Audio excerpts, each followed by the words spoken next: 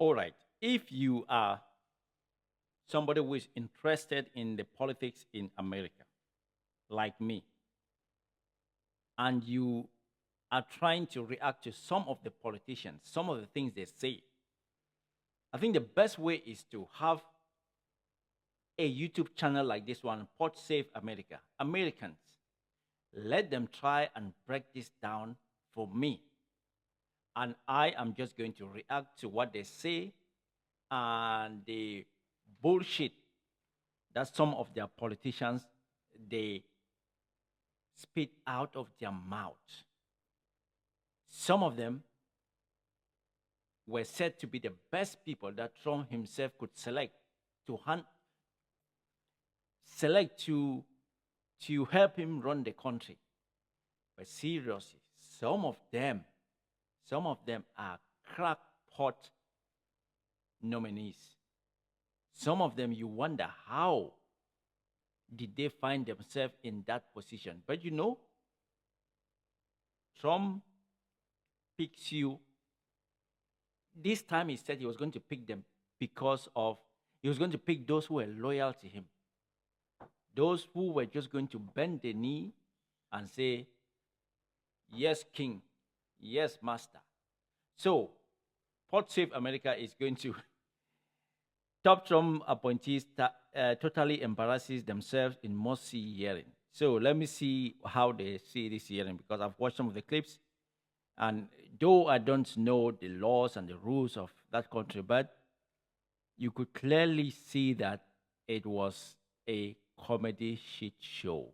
All right, let's check this out. All right, love it. So every so often, Trump's cabinet goes to the Hill just to perform for Dear Leader, and I guess to get the shit kicked out of them. Yeah, to perform for Dear Leader. By Democrats in the committees that they go to. The thing is, the Democrat Party, they will always like mock them. They will always push them against the wall. But what do? Nothing. Nothing. They don't have a better, hopefully this time they're going to have a better message so they could win back the Senate and Congress. And then they can now successfully impeach and remove Trump. But you know, Trump is untouchable. We know Trump is untouchable. Testify at? Yes, today was one of those days. Oversight theater, I would say. Oversight theater. So a bunch of them went to the Hill today, but we have a couple clips from Homeland Security Secretary Kristi Noem and Secretary of State. She was the worst one. She was the worst of all. She could not even define habeas corpus, where it is that the government needs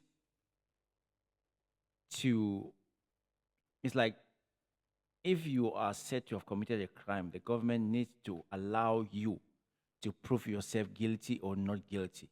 It's not like you are a criminal, snatch you, throw you in jail. No, if they say you're a criminal, you have the right for due process.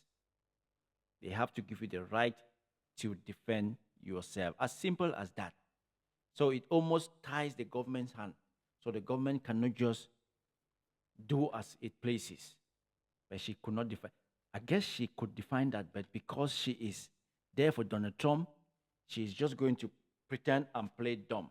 And that is exactly what she did. Let's just listen to it. State/National Archivist/USAID Administrator/National Security Advisor. There it is. Marco Rubio. We're going to kick things off with Kristi Noem. I don't even know how to describe this clip. Let's just listen. So, Secretary Noem, what is habeas corpus? Well, habeas corpus is a constitutional right that the president has to be able to remove people from this country and suspend their right to... Let me stop. Hold on. Just stop. Don't say, don't say any, no. Just hold it. That's what she should have said. Ma'am, habeas corpus, excuse me, that's incorrect. President habeas Lincoln corpus, used it. Excuse me. Habeas corpus is the legal principle And the way she responds, even, that requires that the government provide a public reason for detaining and imprisoning people.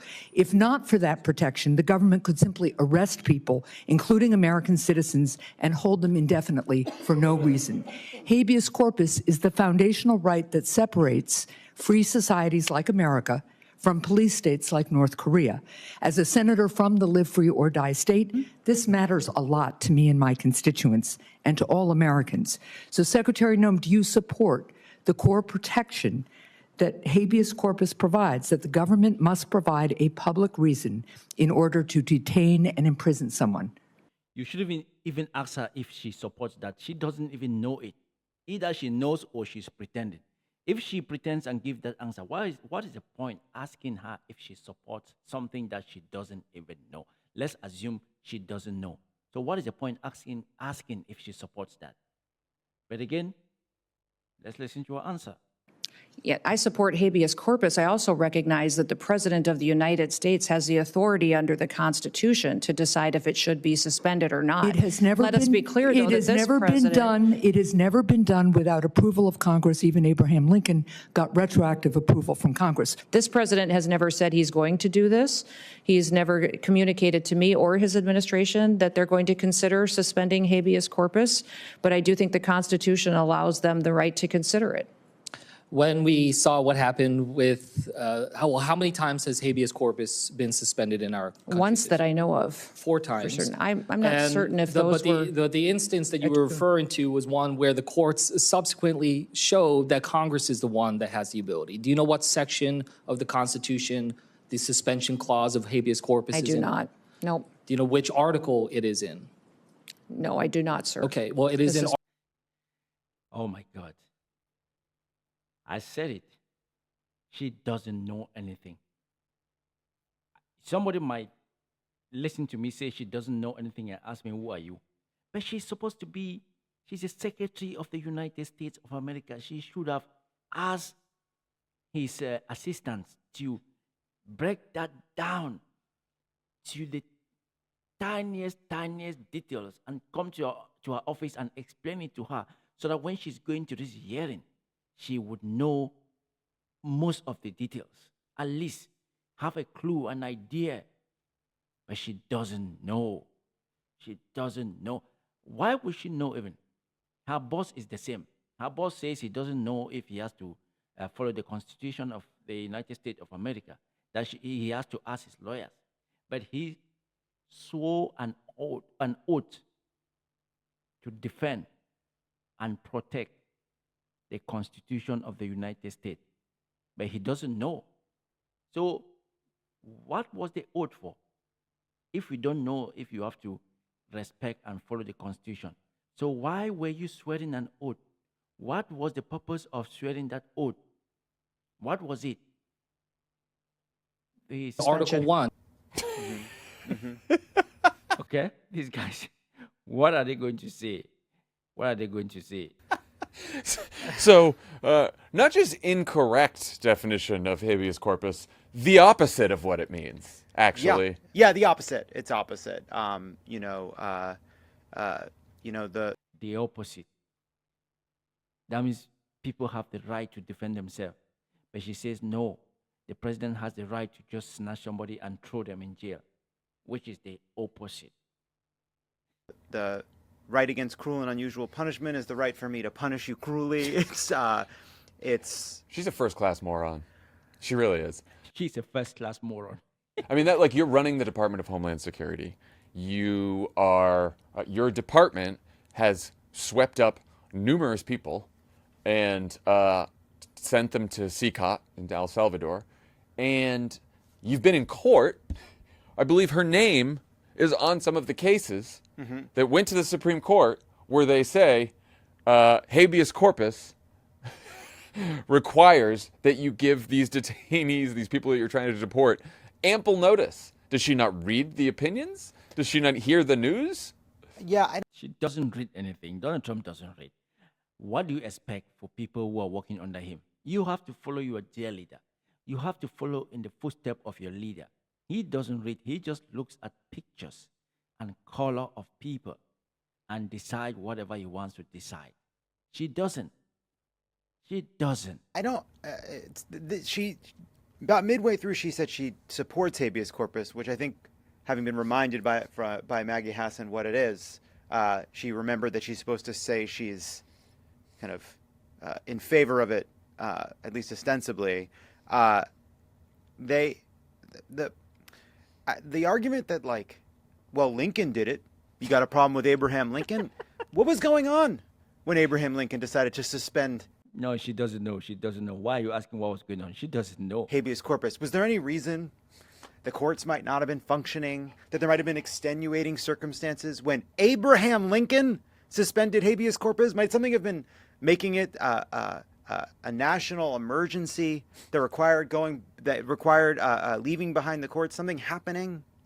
Yeah, they use Lincoln a lot. You could tell that, I mean, it's really like a Trump level of knowledge from her. It's just like, she probably was in a meeting and Stephen Miller's like, habeas corpus, habeas corpus is going to help us just deport people. And so she's like, oh yeah, that's the thing you can use to deport people. And they're like, don't worry, Lincoln. Well, and I'm glad that Andy Kim followed up on that, because yeah, it was in the middle of the Civil War. Congress was out of session, which is why Lincoln suspended habeas corpus.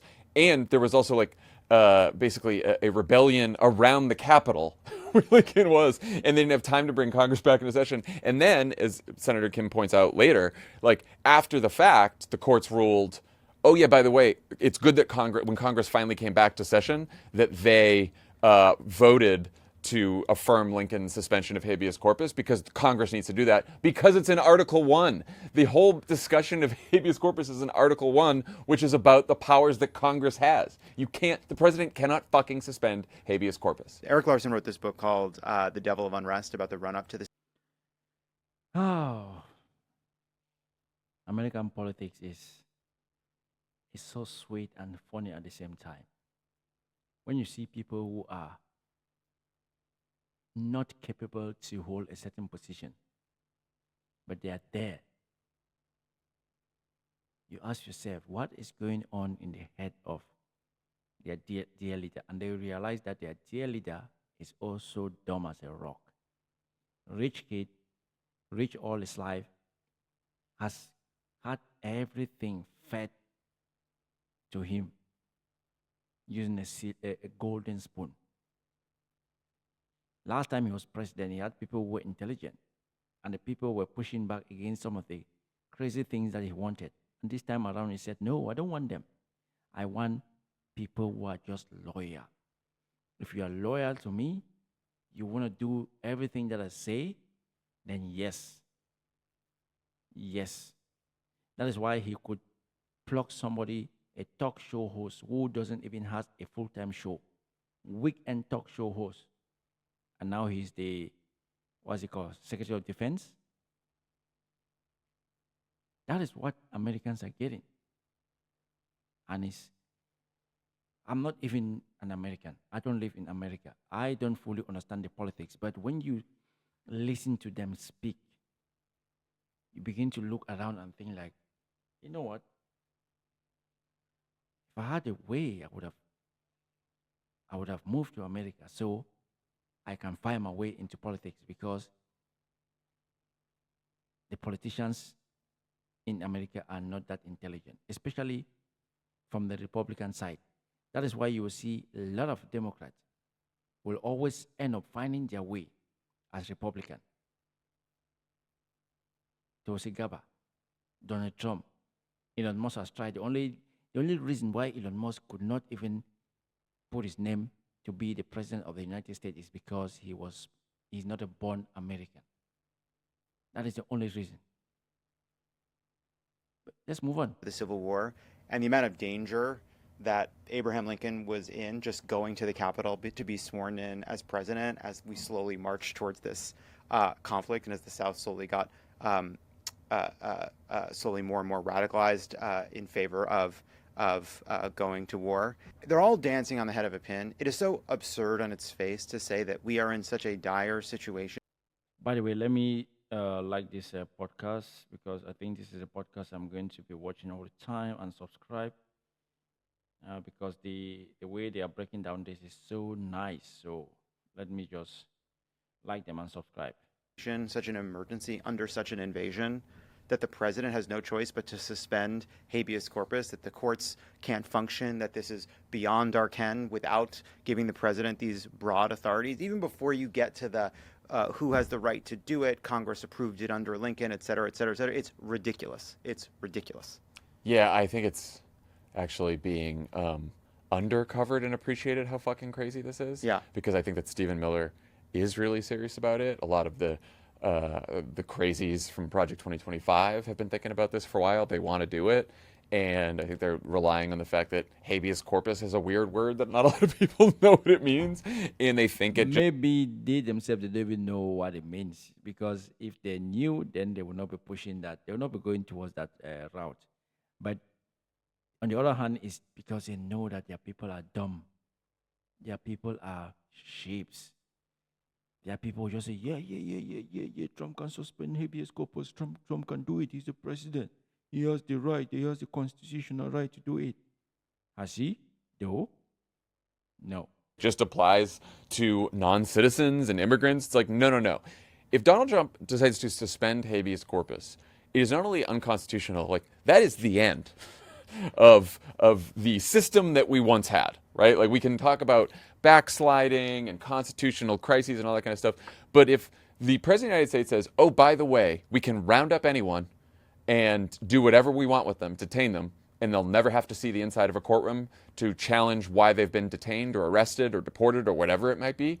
Like that's just that. Like Maggie Hassan said, that is North Korea. What's also chilling about it is they want this confrontation. Like they want to suspend habeas corpus. They want the left to freak out about it. They want to test the courts on this because they are basically creating the they are lying about what is happening in terms of deportation to claim that they have no ability to do the deportations they want to do without suspending habeas corpus, even though they have basically not gone too far beyond like Biden level deportations, while at the same time doing these cruel, capricious rounding up of random. Capricious. That is a new word. Capricious. I need to check out that word. Capricious. Random people and shipping them off to a foreign gulag without going to the courts at all to create this test case. They have basically created this test case, and then they go out and they say, well, if we can't have a country, if we can't do this without the courts. So there are a lot of legal ways Donald Trump could be deporting far more people.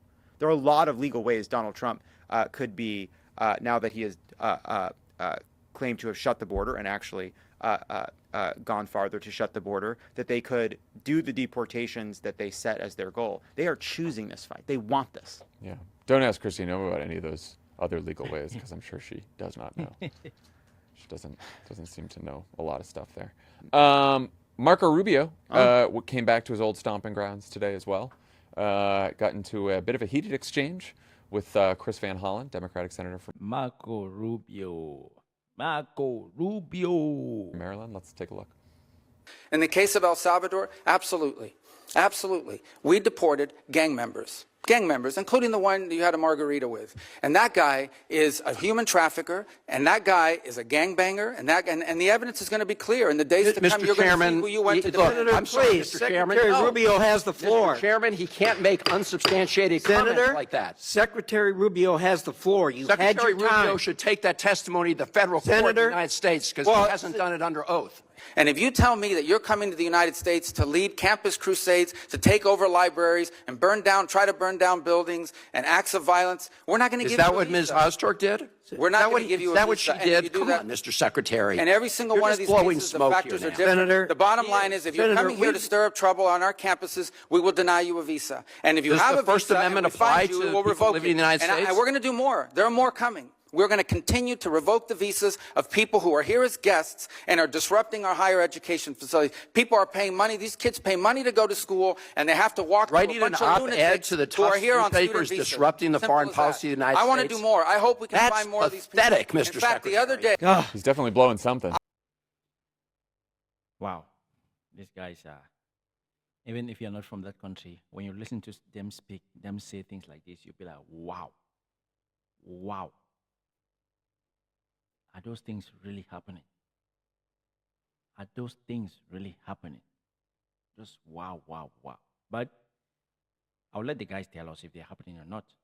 Because the guys are Americans and they know the politics and the country more than us. So let's listen to them. I like had to watch that in full. It is outrageous. I am so angry. Van Hollen did great, but fuck, Marco Rubio is just, he's gone. He is gone. He is gone. Well, it's also, it doesn't even like this costume doesn't even fit on him well. No. Like you can tell he's just doing the MAGA talking points. It's the thought that whole thing was for audience of one. I mean, most of them are like this, but for Rubio for sure, because he wasn't in the MAGA clique the whole time, so he's trying really hard to fit in, and so he is just reading the talking points just for the. He's going knee deep, the normal talking points, Boss, so he gets an attaboy from Donald Trump. He's probably in this competition with J.D. Vance, who's going to be the success. They're doing a little succession fight there, but that was What is he talking about succession fight? Oh, they mean the person who's going to be the nominee after Trump. Oh, I get it. It sounded as if Trump is going to be out in the next 1 year or two. But no, he means that after these 4 years, who is going to take over the mantle? So J.D. Vance and Marco Rubio are the ones competing. Disgusting. It's the like you can see in Van Hollen too. It's like he knows Marco Rubio. They served together. Marco Rubio used to be regarded as a serious adult. He was one of the responsible ones, and now he's saying you went down there to have margaritas. He knows that's a lie. He knows that's a lie. He knows that's. We are gonna see the evidence soon. Never, no one has ever. The government has never provided any evidence in court. And said they don't have to. Said they actually they have the right not to. They never need to show that evidence. And remember, in one of the last cabinet meetings, someone asked Rubio about this, and he was like, "Well, I'm not going to court. I don't have to talk to a court because we get to do what we want because it's foreign policy, so we don't have to face a court." So I'm not going to tell you, and I don't have to tell. So a court. Rubio's basically like, "I'm not going to go show. The government's not going to show evidence in court. We're not going to testify in court. What we're going to do is continue this fucking show trial where we try Kilmar Abrego Garcia in the court of public opinion with whatever propaganda we want, and then we're going to pretend that the Supreme Court didn't order that he be returned." Or that we try to get him back. He's a human trafficker. He's a gangbanger. We know that. You don't, because we won't tell you. You need to take our word for it, even though we've lied about virtually every other person that we've deported in this way, at least some of the more public. Yeah, this guy they are fighting to bring back, if really he was a gangbanger, a human trafficker, like they will have the evidence in a documentary. Like Fox will be running this day in, day out. But because they don't have any, that's why they can just say things, but with no evidence. If they had evidence, if that so-called leader of a gang was a human trafficker, if he did all the things that Marco Rubio is saying, like the evidence will be, like Trump will be playing this in the White House like day in, day out. Even when they went to the Supreme Court said, no, bring this guy. For example, that is habeas corpus. If you think that the guy then put the evidence out. Let him go to court. Let him have his day in court. And if the court find him guilty, deport his ass. But they don't. They don't. They're just trying to make up those numbers that Trump promised that he was going to deport. All they're trying to do is make up the numbers and then causing confusion. Cases about it, and be on notice that if you ever are worried that we're taking innocent people and disappearing them, be careful, because if you come out and say you have a problem with that, we are sitting on secret evidence to prove that you're defending a gangbanger, that you're defending a member of a violent terrorist organization. We're not going to show it. And in fact, we've decided that a hearing before Congress and a federal court, neither of those are the time or the place to share that information. Not sure what the other venue would be to share that information. And then on top of that, he goes into this ridiculous diatribe about people with student visas. And Van Hollen rightly says, well, what about Rumeysa Ozturk? All she is shown to have done is written an op-ed that then Rubio then says is associated with the kind of people doing the kinds of things on campuses. This is the thing, is like he couldn't even try to defend the Rumeysa Ozturk kidnapping. And by the way, who's now been freed. Who's now been freed, because all he can say is, no, it's protesters who are burning buildings. Well, what about this person who just wrote an op-ed and did anything else? Can't answer the question.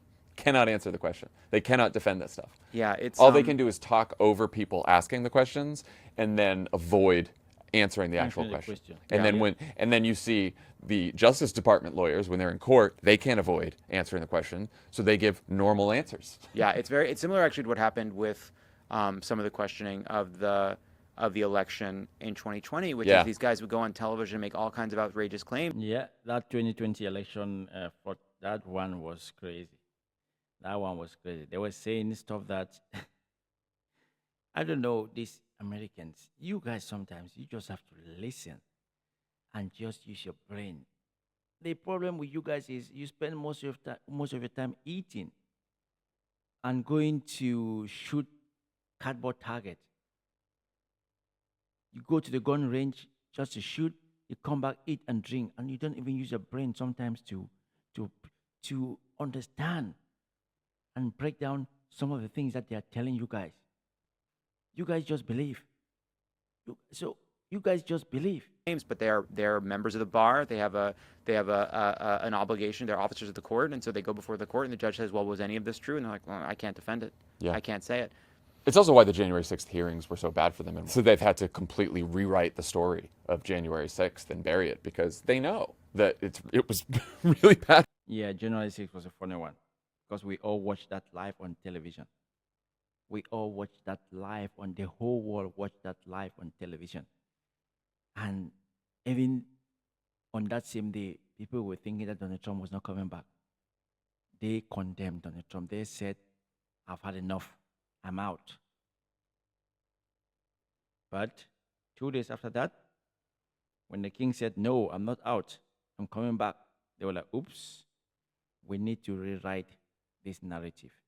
We need to change this story. We need to make people believe what they did not see. What they saw was a lie, and what they did not see was the truth." And so many Americans unsee what they saw. It's like you've seen something and you decide to clean your eyes and be like, I didn't see nothing. I didn't see nothing. Oh, Americans. USA, USA, I'm an American, I'm an American, I'm an American. USA, USA. You guys have bad for them, and that everyone saw it. And when they go, when they do the hearings, and when they sit there, like they can't just lie or avoid the questions. Yeah, there's something about the way. I mean, I've always. I like the way this guy, he talks so calm. And John, are they brothers? John Favreau and John Lovett. Oh, they are brothers then. Felt this about Rubio, that at least, that you can see, you're right, he doesn't wear the costume well. He's it's interesting watching him get older. Yeah. There's an exhaustion in his eyes and a tiredness in his expression. He's slumping. Still not too tired to want to be president, though. You can tell. I can still see that in him. No. That fire burns brightly. Yeah, it's in there. It's in there. That's but why he's man, doing this. it's interesting to just have. We've now watched Marco Rubio from young, rising neocon, cosmopolitan star who set out to change the face of the Republican Party, moderate on immigration, to become this sort of like goblin-like figure, sitting there hunched over, yelling at Van Hollen, lying, knowing he's lying, all for the sake of Donald Trump's approval. A man who, to this day, Marco Rubio will not say is responsible enough to be in charge of the nuclear weapons. There's I guess we didn't include it for time. I forgot to mention it, but there was a Jackie Rosen clip where she's talking to Rubio. We love Jackie Rosen. We love Jackie We were in Rosen, Nevada campaigning with her, and she starts by being like, "All right, I'm going to play Jewish Mother right now to you," and she said, "I'm not even mad anymore about your complicity in this administration's destruction of U.S. global leadership. I'm simply disappointed. I wonder if you're proud of yourself in this moment when you go home to your family. And she said, she's like, and she goes, I don't recognize Secretary Rubio. I know you know this in your heart. It's that Interesting. And he didn't say anything. I just saw the clip. I didn't see his response to it. But it's an interesting tactic to take. You know, like these people did. Like the Senate is a clubby institution. They all know each other well, even when they. I mean, it's not unlike the Supreme Court. Like they all have to work together, and they probably think each other is. Some of them are crazy. You know, depending on which side you're on. But like, they looked at one of their own and decided, like, wow, this one has gone. Anyway, I'm going to end this reaction here. But again, these people running with a mad king. Anyway, if you are running with a mad king, then you should be, because there's no way you're going to be sane running with a mad king. There's no way you're going to try and, you can pretend, because most of them now, they are just pretending because they just want to be in power.